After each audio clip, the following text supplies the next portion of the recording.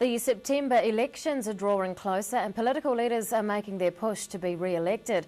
With politics comes controversy, so we're here to catch up with ODT political editor Dene Mackenzie to see who's polling well and who might struggle leading up to the election. Good evening, Dean. Hello.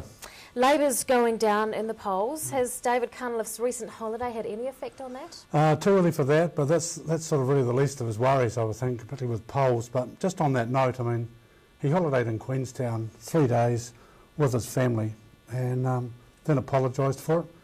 And I'm just thinking he's getting such bad advice on these issues. I can't see that he shouldn't have come out if anybody criticised him and said, look, I'm having 3 days, school holidays, don't see my sons very much, spend time with them and my wife. At least I spent holiday in Queenstown, Prime Minister went to Hawaii, and you know, I mean, it's one mistake after another, you know, I just shake my head. But National was polling extremely well. Do you see a clear-cut victory in September? No, I don't. I mean, it looked like it now, and obviously, but when you dig down into the polls, there's about 15% of undecided voters, so that's going to go either way. Now, National's polling lower now than it was in 2011, but we sort of forget that, and so while it looks just way ahead, people writing the same sort of stories in 2011 saying National can govern alone. National will poll probably about 48, 47%. That would give it a chance to probably govern alone, maybe with United Future. But there's a danger that they'll get down to 46, like they sort of did this time, 46.5. And then Winston Peters is polling less than 5 at the moment. I mean, Greens only have to go up.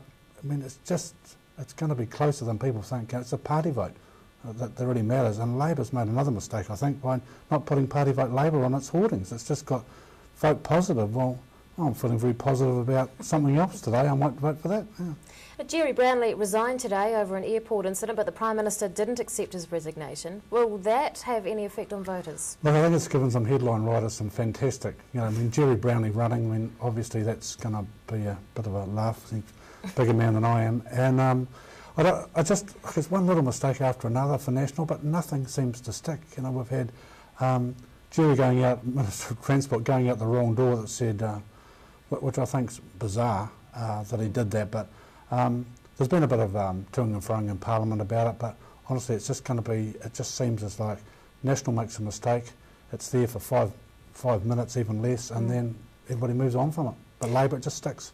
What do you think about New Zealand First's policy of no GST on essential food items? Will that attract more voters? Well, listen, I think it will, and Winston Peters, as you know, is a very smart operator.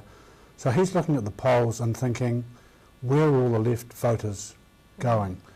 So on Sunday he launched his major speech at his party conference, and it was policies that he'd sort of cribbed here and cribbed there from left-wing parties. Now, GST off food was a Labor Party policy, the last election.